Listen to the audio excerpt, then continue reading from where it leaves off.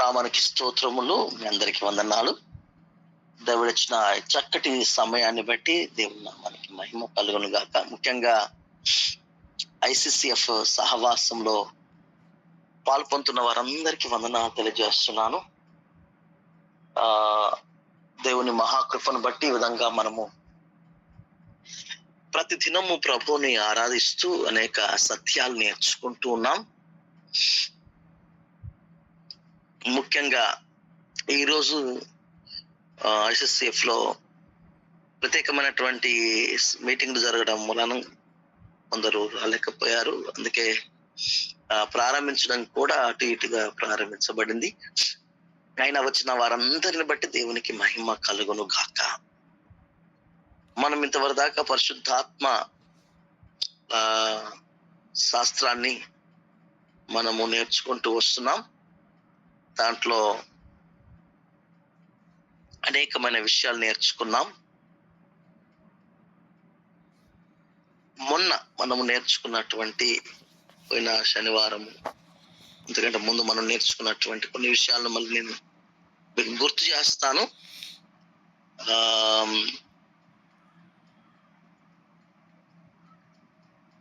నేర్చుకున్నటువంటి ముఖ్యమైన విషయం ఏంటంటే యాట్రిబ్యూట్స్ నేర్చుకున్నాం.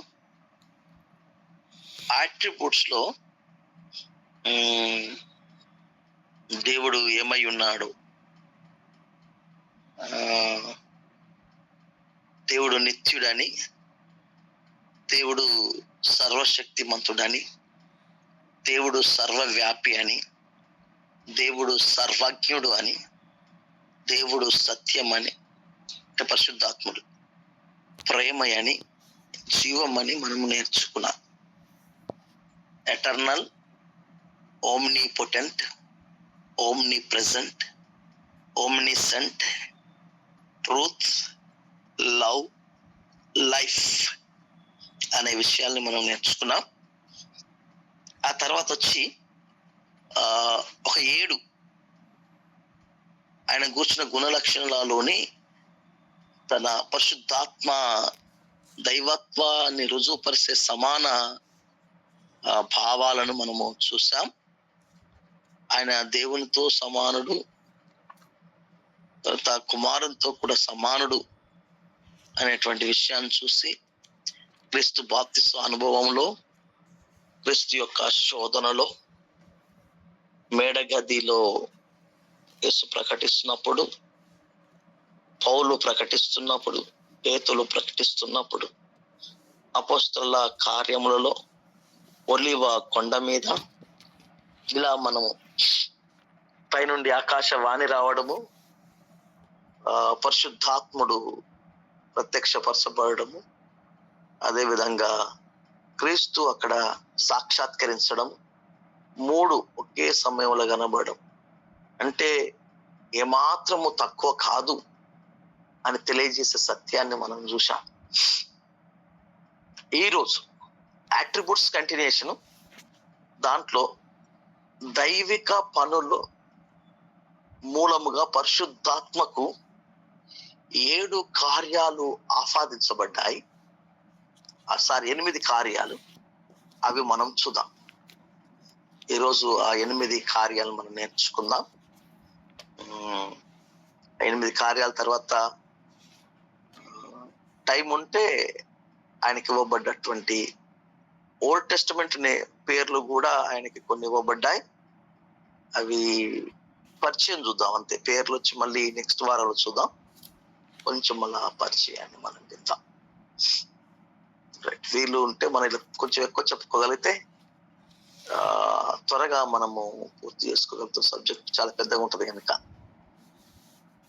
దైవిక పనుల మూలముగా పరిశుద్ధాత్మకు ఆపాదించబడిన 8 కార్యాలు, యాట్రిబ్యూట్స్ ఆఫ్ గాడ్లో, ఆయన గుణ లక్షణాల్లో. నెంబర్ 1, ఈ రోజు చదువుకున్నటువంటి 143వ కీర్తనలో ఆయన గాఢాంధకర నోయలో మనల్ని నడిపించువాడు, ఆత్మ సమతల భూమి మీద మనల్ని నడిపించువాడని రాయబడ్డ. గాఢాంధకార లోయైనా నడిపించువాడు, సమతల భూమి మీద కూడా ఆయన నడిపించేటువంటి దేవుడు అండి. ఎంత గొప్ప పరిశుద్ధాత్ముడు చూడండి. సమతల భూమి మీద నడిపించగలిగిన గొప్ప దేవుడు. నెంబర్ 1, ఆయన సృష్టిలో ఒక ఏజెంట్ లేక కర్తయు ప్రతినిధిగా ఉన్నాడు. As an agent. ఉదాహరణకి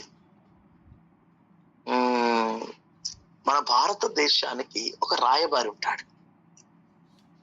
మన భారతదేశము వేరే దేశంతో సంధి చేసుకున్నప్పుడు ఆయన మన భారతదేశ పక్షాన ప్రతినిధిగా వెళ్ళి మాట్లాడడానికి ఉంటాడు. అదే విధముగా తండ్రి పక్షమున కుమారుని పక్షముగా మనుషులను ఒప్పించడానికి వస్తాడు. మనుషుల పక్షాన వెళ్ళి దేవుని దగ్గర ఒప్పించడానికి వెళ్తాడు. ఈజ్ అన్ ఏజెంట్, ఒక ప్రతినిధి. ఆయన మధ్యవర్తత్వము చేసేటువంటి దేవుడు. దీనికి సంబంధిత ఒక 2 రెఫరెన్స్లు ఉన్నాయి, చూసుకున్నాం.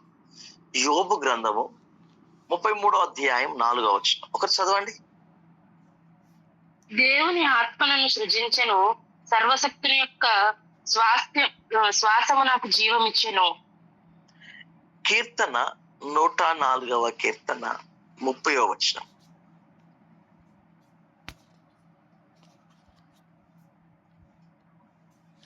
నూట 4వ కీర్తన 30వ వచనం.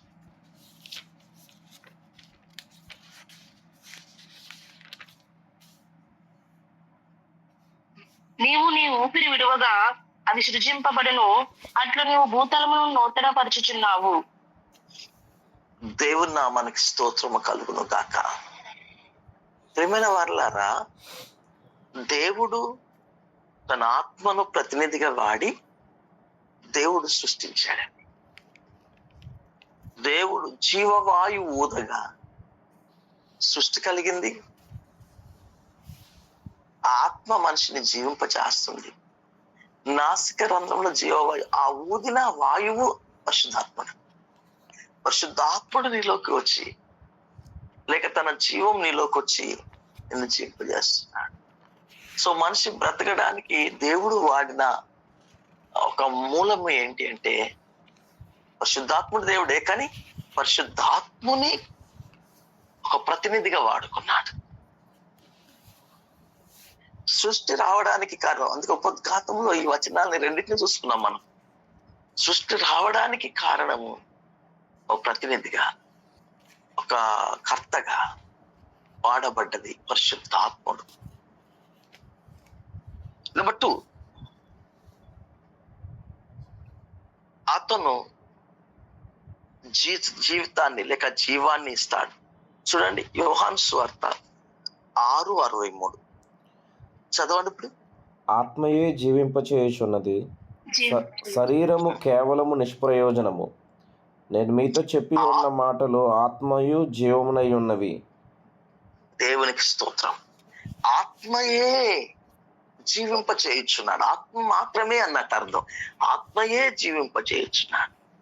నేను మాట్లాడే మాట కూడా జీవమైనటువంటి మాటలు. ప్రేమైన వారలారా, ఆత్మయే జీవింపచేయుచున్నాడు. జీవాన్ని ఇచ్చేది ఆత్మ.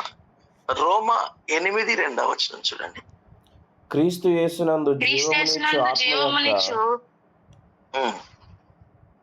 ఆత్మ యొక్క నియమము పాప మరణముల నియమము నుండి నన్ను విడిపించెను. ఎట్లనగా ధర్మశాస్త్రము దేనిని చేయజాలకపోయినో దానిని దేవుడు చేసెను. ప్రేమైన వారలారా, మనము ధర్మశాస్త్రం అనే బందీలో ఉండేవాళ్ళము. ఆ బందీ నుండి ధర్మశాస్త్రాన్ని నమ్మి ఆ రూల్స్ అండ్ రెగ్యులేషన్స్ మనల్ని విడిపిస్తాయి అనుకున్నాం. కానీ రూల్స్ అండ్ రెగ్యులేషన్స్ విడిపించలేదు.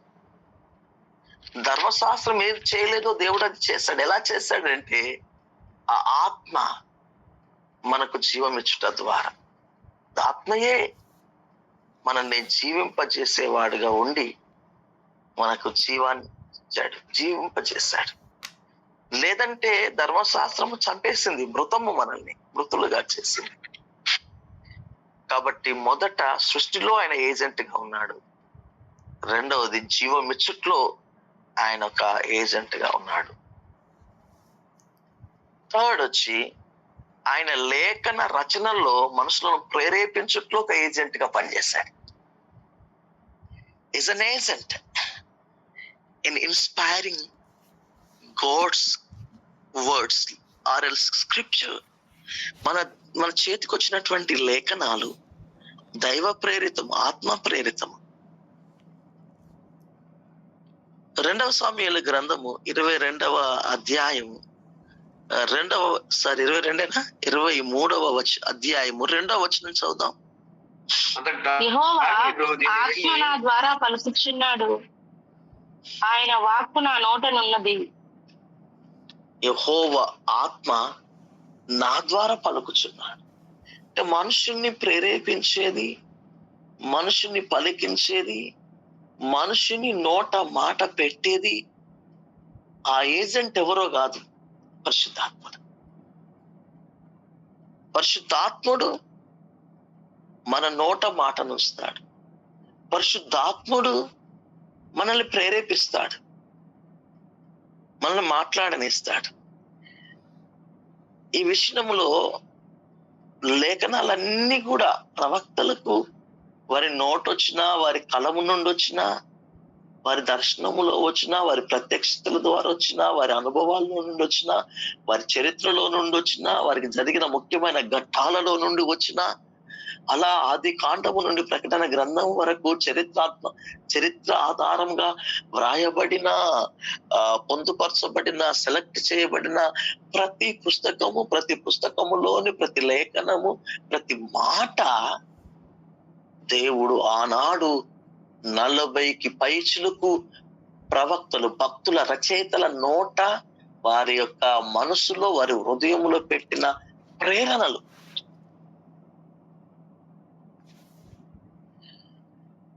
సో 2వ పేతురు పత్రిక 1:21లోనైతే ఇంకా కొంచెం స్పష్టంగా చెప్తాడు. ఏలయనగా ప్రవచనం ఎప్పుడునూ మనుషులను ఇచ్చను బట్టి కలగలేదు గాని మనుషులు పరిశుద్ధాత్మ వలన ప్రేరేపింపబడిన వారే దేవుని మూలముగా పలికిరి. అంటే మనుషుని ఇచ్చ వలన పలికినది ప్రవచనము కాదు. ఈ విషయం నేర్చుకోవాలి మనం. చాలా మంది ప్రవక్తలు, ప్రవక్తినులు ఉన్నారు. కొందరు చెప్తున్నట్టుగా ప్రవచనాలు నిలిచివేయబడలేదు. మనం ఇంకా ఆ కృపకాలంలోనే ఉన్నాం. ప్రవచనాలు ఉన్నవి, కానీ ప్రవచనాలను మిగతా వాళ్ళు అపార్థం చేసుకోవడానికి, ఇది ప్రవచనం కాదనుకోవడానికి కారణం ఏంటి అని అంటే, మనుషుల ఇచ్చ వలన వాళ్ళకి ఏదనిపిస్తే అది దేవుడు చెప్పాడని, ఏది మనసుకు నచ్చితే, ఏది కోరికగా ఉంటే అది దేవుడు చెప్పాడని చెప్పుకోవడం స్టార్ట్ అయ్యారు. అది రాంగ్ అయిపోయింది. దాని వలన అనుమానాలు కలిగాయి. దాని వలన మనిషి మీదకి వచ్చినప్పుడు కొన్నిసార్లు ప్రేతాత్మ, దయ్యాలు పట్టుకున్న వాళ్ళు సైతము వారిని కొంచెం బలవంత పెట్టి, చెప్పు, ఎక్కడి నుండి వచ్చారు, ఎక్కడి నుండి, ఏం చేస్తున్నాను, ఈయన దేవుని బిడ్డ, నువ్వు ఇక్కడికి ఎందుకు వచ్చావు అని చెప్పి అంటా ఉంటే, అది కూడా సాతాను మాట్లాడడం కాకుండా కొన్నిసార్లు మనిషిచ్చ వలన మాట్లాడడం వల్ల సాతాను అనుమానిస్తున్నారు. అదే ప్రకారంగా పరిశుద్ధాత్మను పొందుకున్నప్పుడు మాట్లాడుతున్నాం, మనిషిచ్చ వలన మాట్లాడడం వల్ల.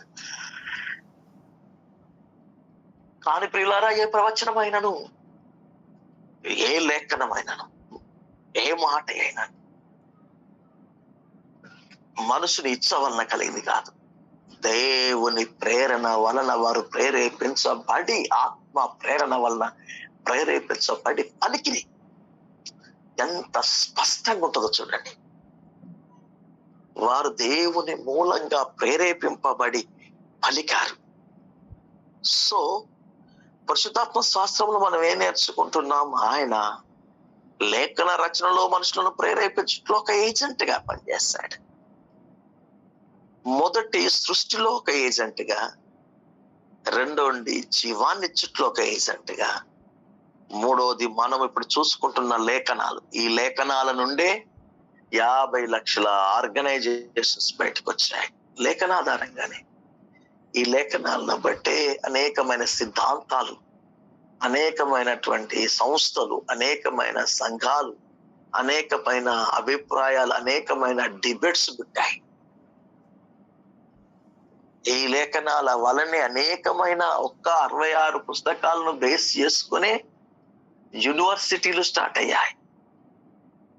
దీని మీద బేసిక్ ట్రైనింగ్, దీని మీద సిటిహెచ్ కోర్సులు, జిటిహెచ్ కోర్సులు, డిటిహెచ్ కోర్సులు, బిటిహెచ్ కోర్సులు, ఎండియు, పిడి, తర్వాత ఎంటిహెచ్, డాక్టరేట్, పిహెచ్డి, ఇలా చెప్పుకుంటూ పోతే అనేకమైనటువంటి విద్యలు ఉన్నవి. వాటికి కొన్ని వేల పుస్తకాలు చదవాలి. పెద్ద పెద్ద యూనివర్సిటీలో అయితే ఎన్ని పుస్తకాలు, ఎన్ని కమెంటరీలు, ఎన్ని పిల్లరా, ఒక్క లేఖనాన్ని ఎన్ని సంవత్సరాలుగా వాడుకుంటున్నాం. ఎప్పుడో వ్రాయబడ్డ బైబిల్ గ్రంథాన్ని ఎన్ని జీవితాలకు అన్వయించగలుగుతున్నాం. అది ఇప్పుడే జరిగినట్లుగా, ఇప్పుడు మన జీవితంతో మాట్లాడుతున్నట్టుగా చదువుతున్న ప్రతిసారి ఆ రోజుకు తగినట్లుగా, ఆ రోజు నాతో దేవుడు మాట్లాడాడు, ఈ రోజు దేవుడు నన్ను నడిపిస్తాడు, ఈ రోజు దేవుడు నాకు ఊపిరినిస్తాడు, ఈ రోజు నన్ను భయంలో నుండి తొలగిస్తాడు, ఈ రోజు నాకు ధైర్యాన్ని ఇస్తున్నాడు, ఈ రోజు నాకు ఒక నిరీక్షణ కలిగి ఉన్నానని చెప్పగలిగేటువంటి ఈ రోజు కూడా మనతో మాట్లాడుతుంది. ఏంటంటే, ఎందుకంటే అది దేవుడి మూలంగా ప్రేరేపించబడి పలికినది, మనుషుని ఇచ్చ వలన కలిగినది కాదు.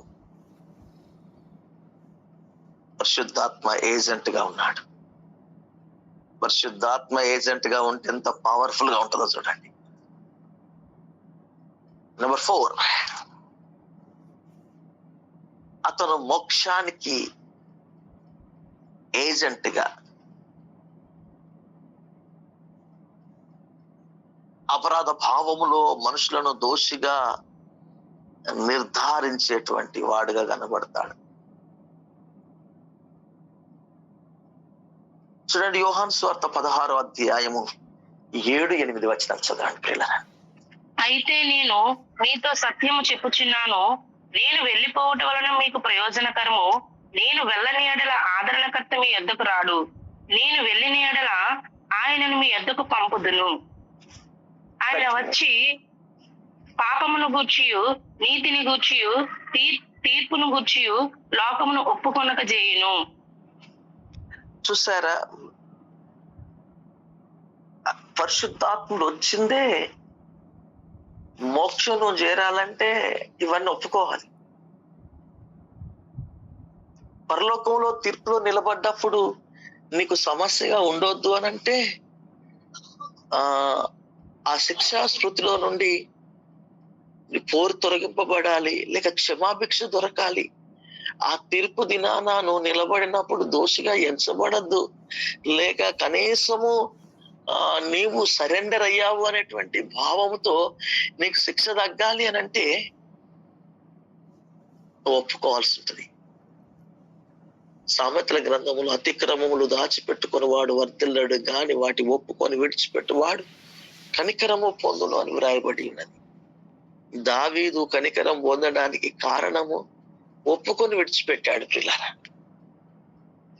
అయితే ఈ నేటి కాలములో యేసు ప్రభువు ఆరోహణమవుతా పరిశుద్ధాత్మ దేవుణ్ణి మన మధ్యకు పంపిస్తున్నప్పుడు ఆయనకు ఒక కార్యాచరణ ఇవ్వబడినది.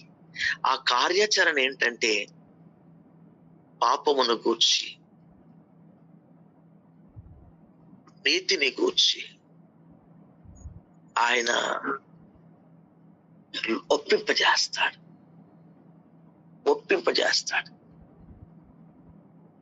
నువ్వు ఎంతగా ఒప్పుకుంటే అంతగా. నెక్స్ట్ పాయింట్, యేసును గురించిన సత్యాన్ని ప్రకటించుట్లో ఏజెంట్ గా ఆయన ఉంటాడు. యోహాను సువార్త 14వ అధ్యాయం 16వ వచనము మరియు 20వ వచనం చదువుతాం. నేను తండ్రిని వేడుకొందును, మీ యొద్ద ఎల్లప్పుడూ ఉండుటకై ఆయన వేరొక ఆదరణకర్తను అనగా సత్య స్వరూపి యొక్క ఆత్మను మీకు అనుగ్రహించును. నేను నా తండ్రి అందును ఒకటి ఆగండమ్మా, మీ ఒక్క నిమిషం రా. సత్య స్వరూపి అయిన ఆత్మను నేను మీకు అనుగ్రహించుచున్నాను. సత్యం. ఇప్పుడు 20వ వచనం చదవండి. నేను నా తండ్రి అందును మీరు నా యందును నేను మీ యందును ఉన్నామని ఆ దినమున మీరు ఎరుగుదురు. ఆయన సత్యమును ప్రకటిస్తాడు.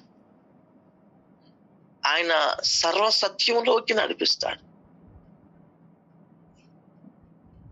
సత్య స్వరూపి అయిన ఆత్మ వచ్చినప్పుడు మిమ్మును సర్వ సత్యములోనికి నడిపించునని రాయబడి ఉంటుంది.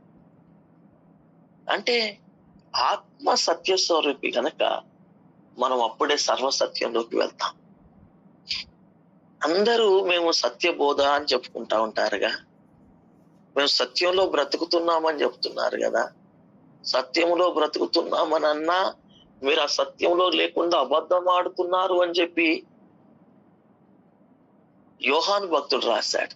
2 రాశాడు. ఒక సందర్భంలో నా పిల్లలు సత్యములో ఉంటున్నారని వినుట కంటే గొప్ప సంతోషం నాకు కలగట్లేదు అని అన్నాడు. అదే విషయాన్ని మరో చోట చెప్తూ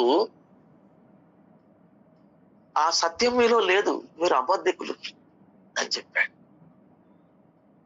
రెండిటి మధ్య ఏం సమస్య ఏర్పడ్డదనంటే సత్య స్వరూపి అయినటువంటి ఆత్మ మీ వద్దకు పంపబడలేదు కనుక, మీ వద్ద లేడు గనక మిమ్మల్ని సర్వసత్యంలోకి నడిపించేవారు లేరు. Is an ascent to the truth.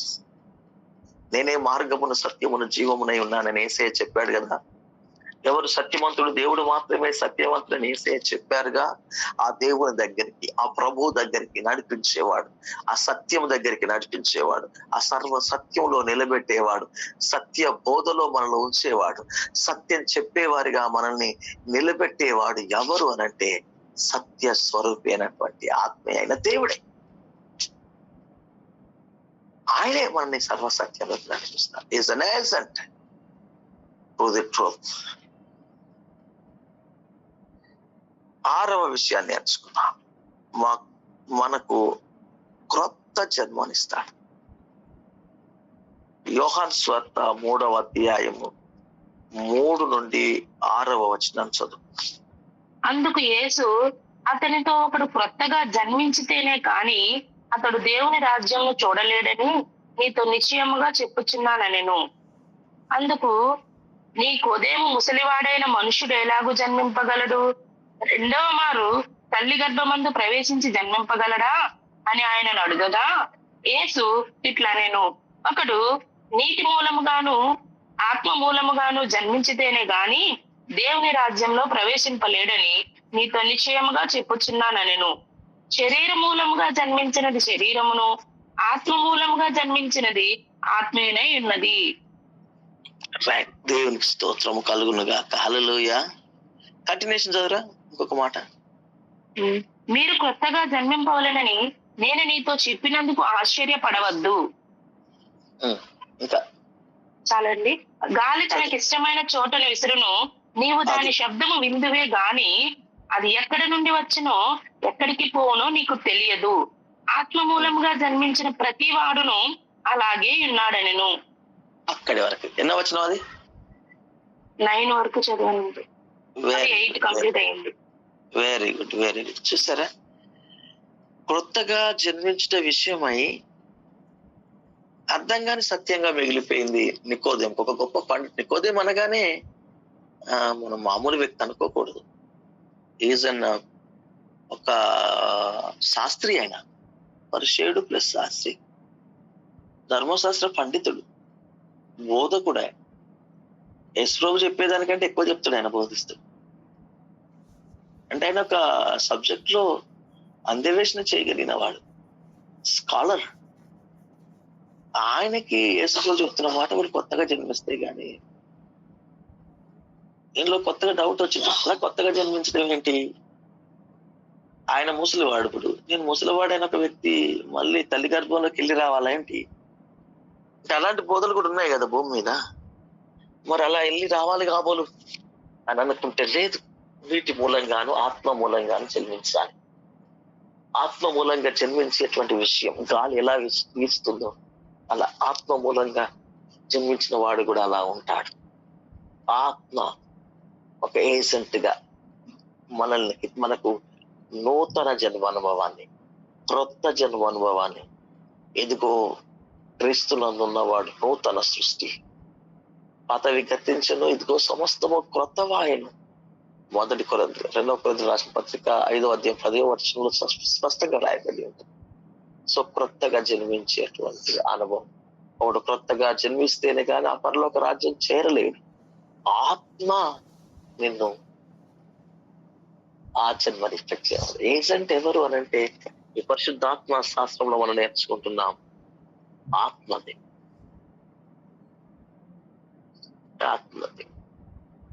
7 క్రీస్తు శరీరంలోకి మనల్ని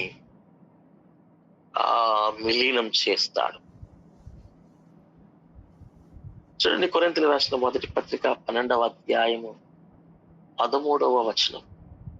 ఎలాగనగా యూదులమైనను గ్రీసు దేశస్థులమైనను దాసులమైనను స్వతంత్రులమైనను మనమందరము ఒక్క శరీరంలోనికి ఒక ఆత్మయందే బాప్తిస్మము పొందితిమి, మనమందరము ఒక ఆత్మను పానము చేసిన వారైతిమి. దేవునికి స్తోత్రము కలుగును గాక. హలో అమ్మా, అయ్యా ఏమన్నా డిస్టర్బ్ అవుతుందమ్మా? లేదండి, అది మేము కొంచెం షెడ్ కట్టుకుంటున్నాము, అది కోళ్ళు పెంచుకుందామని కొంచెం ప్రార్థన చేస్తాం. అమ్మా ఇంకా వాక్యం అవుతుందమ్మా, వాక్యం అవుతుంది, మీరు ఆగండి. చెప్తాం, ప్రార్థన చేస్తాం, తప్పకుండా ప్రార్థన చేస్తాం. ఓకేనా? Right right right. చూడండి, ఇక్కడ స్పష్టంగా కనబడ్డటువంటి మాట ఏంటంటే, క్రీస్తులోకి మనం అందరం ఏక శరీరంగా, సంఘం అనగానే శరీరం. ఇదొక మిస్టరీ. క్రీస్తులో మనం అనేక అవయవాలు ఉన్న రోమాపత్రిక 12వ అధ్యాయంలో అదే సత్యం ఉంటుంది. కొరింథీ పత్రిక 12వ అధ్యాయంలో ఇదే సత్యం ఉంటుంది. ఎఫ్ఎస్సి పత్రికలో భార్య భర్తల బంధాన్ని గురించి చెప్పినప్పుడు, సంఘం గురించి చెప్పినప్పుడు 4వ అధ్యాయంలో 5వ అధ్యాయంలో అదే సత్యం ఉంటుంది. ఇలా మనము క్రీస్తు బోధనలో కూడా చాలా వాటిలో మనం వేరు వేరు అవయవములై ఉన్నప్పటికీ మనము ఏకమై ఉండాల్సి వస్తుంది అని చెప్పి రాయబడి. కానీ ఏకమవుతున్నారా అని అంటే ఏకమవ్వట్లేదు. ఏక శరీరము ఏకంగా బ్రతకట్లేదు. ఇప్పుడు మనం చూస్తే చాలా సార్లు పెళ్లి సంబంధాలు కానీ ఇంకా వేరే ఇంపార్టెంట్ ఘటనలు జరుగుతున్నప్పుడు ఎవరికి వారుగా విడిపోతున్నారు. Caste base churches, colour base చర్చిలు, ప్రాంతాన్ని బట్టి చర్చిలు, ఇలా సహవాసాలు డివైడ్ అయిపోతున్నాయి. గ్రీకు వాళ్ళకు గ్రీకు సంబంధించింది, యూదులకు యూదులు సంబంధించింది, అది పేదవాళ్ళకి పేదకు సంబంధించింది, ఐశ్వర్యవంతులకు ఐశ్వర్యంగా సంబంధించింది. అలా మాట్లాడుకుంటూ మనం పోతే శరీరం, క్రీస్తు శరీరం డివైడ్ అయిపోతా ఉంది. యూదుడైనా, గ్రీసు దేశస్థుడైనా, ఇంకెవరైనా, జ్ఞాని అయినా, ఆయన జ్ఞానం లేనివాడైనా అందరూ కూడా ఒక్క ఆత్మ మూలంగానే, ఈజ్ అన్ ఏజెంట్, ఆత్మ మూలముగా శరీరంలో ఒక్కటి చేసేసాడు. ఒకటే జీవాన్ని పానం చేస్తున్నాం, ఒకటే రొట్టెని తింటున్నాం, ఒకటే భావం కలిగి ఉన్నాం. ఎఫెసీయులకు రాసిన పత్రికలు ఎంత స్పష్టంగా రాయబడుతుందంటే, ఆత్మ ఒకటే, దేవుడు ఒకటే, బాప్తిసం ఒకటే, విశ్వాసం ఒకటే, నిరీక్షణ ఒకటే, ఇవన్నీ ఒకటే. అన్నిటికీ పైన ఉన్న తండ్రి ఒకటే. ఇప్పుడు నడిపించేటువంటి ఆ ఆత్మ, ఆ ఏకం చేసే ఆత్మ ఒకటే. ప్రియమైన వారలారా, క్రీస్తులోకి విలీనము చేయడానికి సంఘమంతా క్రీస్తులో నిలబడడానికి ఆత్మగా వాడబడ్డటువంటి దేవుణ్ణి మనం చూస్తున్నాం. దేవుని నామానికి మహిమ కలుగును గాక. కాబట్టి ప్రియులారా, మనము ఆయన ఒక ఏజెంట్ గా మనము గుర్తించగలగాలి. దేవునికి మహిమ. సో ఎన్నో చూసాం మనము, 6 అయిందండి, 7 అయిందండి, ఇది 8 ఉంది. చివరిది మరొకటి చూసుకుందాం. అతను మనల్ని పవిత్రపరచుట్లో లేక పవిత్రీకరణలో ఒక ఏజెంట్ గా వర్క్ చేస్తాడు. మనంగా పవిత్రపరచబడలేము. కొన్నిసార్లు ఏదో ప్రయత్నాలు చేస్తాం, కానీ పరిశుద్ధాత్మ దేవుడు తనకున్న అట్రిబ్యూట్ అది, తన పని అది. కొన్ని రెఫరెన్స్లు చూసుకుందాం దీనికి. రోమిలు రాసిన పత్రిక 8వ అధ్యాయం 9వ వచనం. దేవుని ఆత్మ మీలో నివసించి ఉన్న ఎడల మీరు ఆత్మ స్వభావము గలవారే గాని శరీర స్వభావము గలవారు కారు.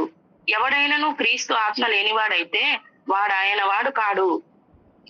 మనము శరీర సంబంధిగా, కార్నల్ పర్సన్ గా మనం బ్రతకడానికి కారణం ఏంటి? శరీరాన్ని ఆస్వాదం చేసుకునేటువంటి పనులు, శరీర సంబంధిగా శరీర ఇచ్చలను, శరీర కోరికలను, శరీర భోగాలని నెరవేర్చే వ్యక్తిగా మనం ఎందుకు బ్రతకగలుగుతున్నామనంటే ఆత్మ ఏజెంట్ గా లేకపోవడం వల్ల. మనము శరీర సంబంధిగా బ్రతకము. ఆత్మ, పరిశుద్ధాత్మ దేవుడు మనలోకి వచ్చి నడిపిస్తే ఆత్మ సంబంధమైన విషయాల మీద మనసు పడుతుంది. శరీర సంబంధమైనటువంటి విషయాలు నచ్చవు మనకి. శరీర సంబంధమైనటువంటి మిగతా వాళ్ళు సినిమాలు చూసి ఎంజాయ్ చేస్తారు, సీరియల్ చూసి ఎంజాయ్ చేస్తారు, సరదాగా కామెడీస్, రీల్స్ పెట్టుకొని ఎంజాయ్ చేస్తారు, డీజేల ముందు, పెళ్లిల ముందు, పేరంటాల ముందు డాన్సులు చేస్తా ఎంజాయ్ చేస్తారు, మిగతా తాగుతా, తంతనాలు ఆడుతా ఎంజాయ్ చేస్తారు, ధూమపానము, మద్యపానము లేక గంజాయి లాంటివి తీసుకొని ఎంజాయ్ చేస్తారు, బైకులు, కార్లు రైడ్లు చేస్తా ఎంజాయ్ చేస్తారు, ఫ్రెండ్స్ తో మాట్లాడుతా ఎంజాయ్ చేస్తారు, girl friends, boy friends maintain చేస్తూ ఎంజాయ్ చేస్తారు. ఇవన్నీ ఇది తిందా, అది ఈరోజు ఇది తిందాం, అది తిందాం, లేదా ఈరోజు నేను బిర్యానీ తింటాను, లేక పీతలు తింటాను, లేక రొయ్యలు తింటాను, లేక చేపలు తింటాను, లేదా ఇంకా ఏదో రకమైనటువంటి కొత్త రకమైన భోజనాలు చేస్తానని చెప్పి తినుట్లో, త్రాగుట్లో, తిరుగుట్లో, ఆహ్లాదకరమైనటువంటి కొన్ని పరిస్థితులలో, ఆకర్షణీయమైనటువంటి లోక విషయాలలో, అల్లరితో కూడిన ఆటపాటల్లో ఎంజాయ్ చేయడమే శరీరాన్ని ఆస్వాదం చేసుకోవడం.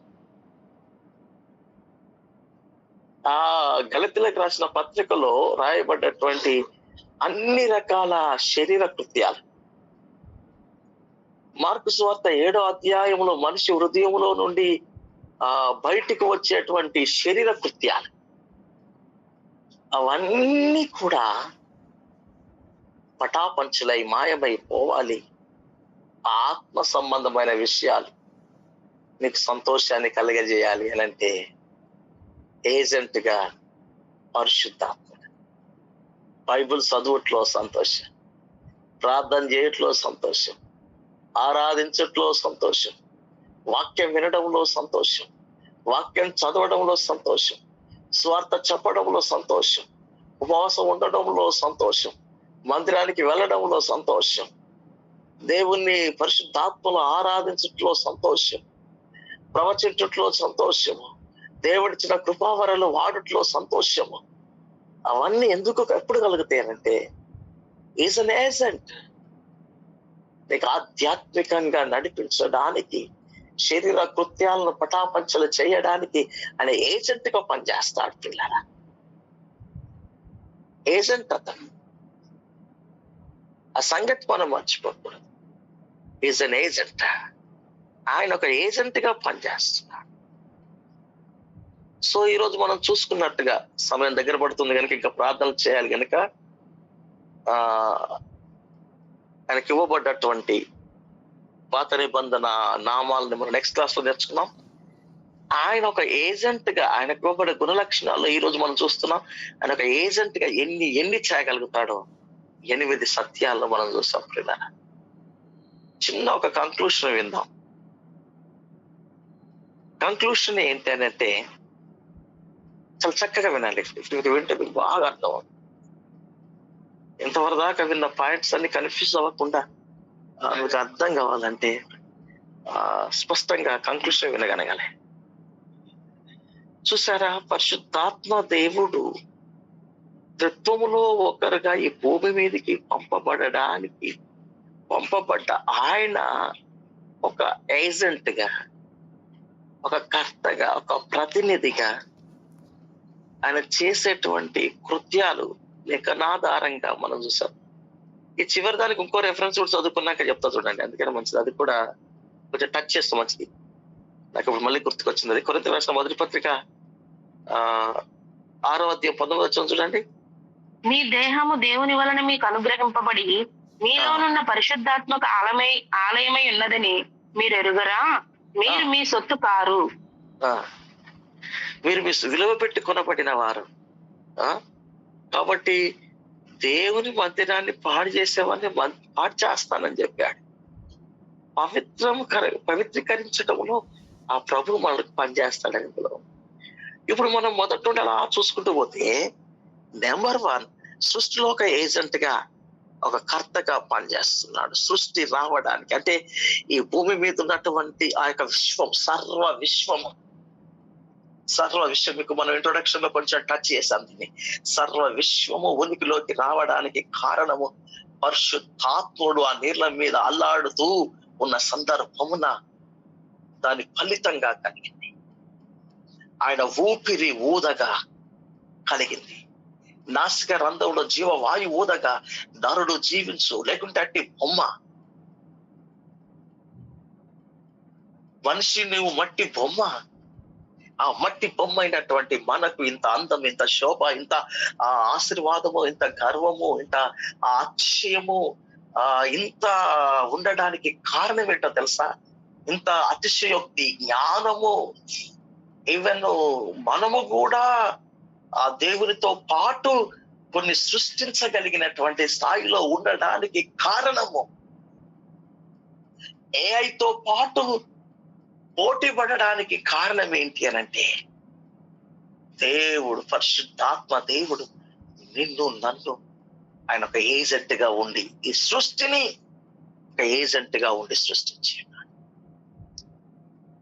ఆయన ఈ జీవానికి మూలంగా ఉండి ఒక ఏజెంట్ గా ఉండి, లేదంటే నీలో నాలో జీవం ఉండేవాడు, నువ్వు మృతుడవే, చనిపోయిన వాడవే అనేటువంటి, బ్రతికున్న వారు కూడా కొందరు చనిపోయినట్టుగా కనబడడానికి కారణము, బ్రతికున్న వారు సైతము, బ్రతికున్న సంఘానికి సైతము ప్రకటన గ్రంథములో పరిశుద్ధాత్మ దేవుడు మాట్లాడుతూ, నీవు బ్రతికి జీవిస్తున్నావనే పేరు మాత్రం నీవు ఉన్నది కానీ నీవు మృతుడవే అని చెప్పడానికి కారణం, కొరింథీయులకు రాసిన పత్రికలో నీ యొద్ద నుండి మరణపు వాసన వస్తుందని చెప్పడానికి కారణము, నీ సచ్చిన క్రియలను వదిలిపెట్టి తిరిగి జీవించు అని ఒక గట్టి ఆజ్ఞ ఇవ్వడానికి కారణం ఏంటి అనంటే, పరిశుద్ధాత్ముడు నీతో లేకపోవడమే. పరిశుద్ధాత్ముడు ఉంటే జీవం ఉంటుంది. జీవం, నీ మాటలో జీవము, నీ పాటలో జీవము, నీ వాక్యంలో జీవము, నీ సాక్ష్యంలో జీవము, నీ బ్రతుకులో జీవం ఉంటుంది. జీవం ఉంటది. లేఖనాలు ఊరికే కలగలేదు, ప్రవచనాలు ఊరికే కలగలేదు, మనుషుల ఇచ్చ వల్ల కలగలేదు. దేవుని ఆత్మ మూలంగా పలికారు. అందుకే ఎన్ని వేల కమెంటరీస్ బయటకు వచ్చాయో చూడండి. మనల్ని నీతిని గూర్చి, పాపమును గూర్చి, శాపమును గూర్చి ఒప్పింప చేసి మనల్ని ఆ పరలోకానికి, మోక్షానికి తీసుకువెళ్ళడానికి, తీర్పు దినాన ఆ తీర్పులో నుండి తప్పించడానికి, అపరాధ భావంలో నుండి మనల్ని బయట వేయడానికి పరిశుద్ధాత్మ దేవుడు ఏజెంట్ గా పనిచేస్తాడు. అసత్యములో బ్రతుకుతున్నటువంటి మనము, అబద్ధములో బ్రతుకుతున్నటువంటి మనము, ఈ లోకంలో ఉండేటువంటి నాటకాల్లో బ్రతుకుతున్నటువంటి మనము, అంతా డ్రామానే. ఎక్కడ చూసిన డ్రామానే, యాక్షన్స్. వాటన్నిటిలో నుండి ఒక సత్యకరమైన జీవితము, సర్వ సత్యములోకి నడిచే జీవితము, సత్యమైన దేవుల్లో నిలబడే జీవితం కలగడానికి కారణము కేవలము పరిశుద్ధాత్ముడు మాత్రమే.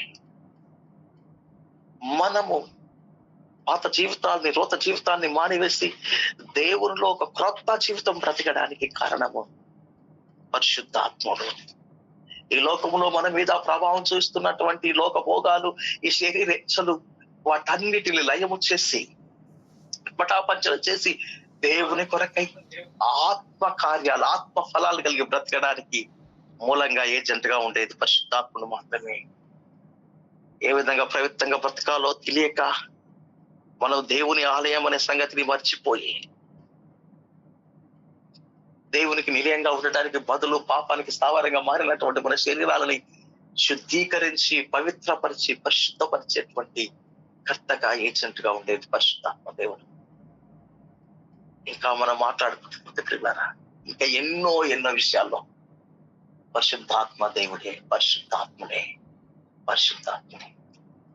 ఎంత వండర్ఫుల్ ఉందో చూడండి. ఆయన లేకుంటే అసలు ఈ ఉనికి నుండి మొదలుకొని ఇక్కడి వరకు ఒక మంచోడు అని మనల్ని పిలుస్తున్నారే. పలానమ్మ చాలా మంచిదండి, పలానా దైవజనుడు చాలా మంచోడని ఏ పాటి వాళ్ళమండి మనం అసలు. అలాంటి ఒక గొప్ప సాక్ష్యము మనకి కలిగి ఉన్నామనంటే ఆ పరిశుద్ధాత్ముడు పెట్టారా. పరిశుద్ధాత్మని మనం కలిగి ఉందాం. అట్టి కృపదేవుడు మనకు అనుగ్రహించును కాక. చిన్న ప్రార్థన చేసుకుందాం. సకల ఆశీర్వాదములకు కారణమవుతున్నాం. మాకు జీవం ఇచ్చి, నూతన జన్మనిచ్చి, శరీర క్రియాలు తీసివేసి, పవిత్రగా పరచి, నడిపిస్తూ, నిలబెడుతూ, మాకు కొత్త జన్మిస్తూ, కొత్త బ్రతుకునిస్తూ, కొత్తగా చేస్తూ, మోక్షానికి వెళ్ళడానికి సిద్ధం చేస్తూ, ఈ భూమి మీద మంచి సాక్ష్యం కలిగి బ్రతకడానికి నీవే నిజమైన ఏజెంట్ అని నీ యాట్రిబ్యూట్స్ లో నుండి 8 లక్షణాలను మాతో నివాసాన్ని నైనా నీ బిడ్డలకింత సుదీర్ఘమైనటువంటి మాటలు చెప్పాను కనుక అన్ని గుర్తుండేట్టుగా పరిశుద్ధాత్మ దేవుడు నీవే వారి హృదయాలకు తోడుగా ఉండండి. క్రమంగా వీటిని వారి మనసులో పేర్చండి. అవసరం వచ్చినప్పుడు వాడుకోవడానికి, వారి జీవితానికి అవలంబించుకోవడానికి మీరు వాటిని వారి జీవితంలో ఫలింపచేయండి. అలా పరిశుద్ధాత్ముడు ఆ కార్యాలు వారి ఆచరణాత్మక జీవితంలో చేయమని వేడుతూ ICCF ద్వారా ఇలాంటి గొప్ప సత్యాలను నేర్చుకునే భాగ్యాన్ని కలగజేసినందుకు వందనాలు చెల్లిస్తూ యేసు నామమున ప్రార్థిస్తున్నాము. ఆమేన్.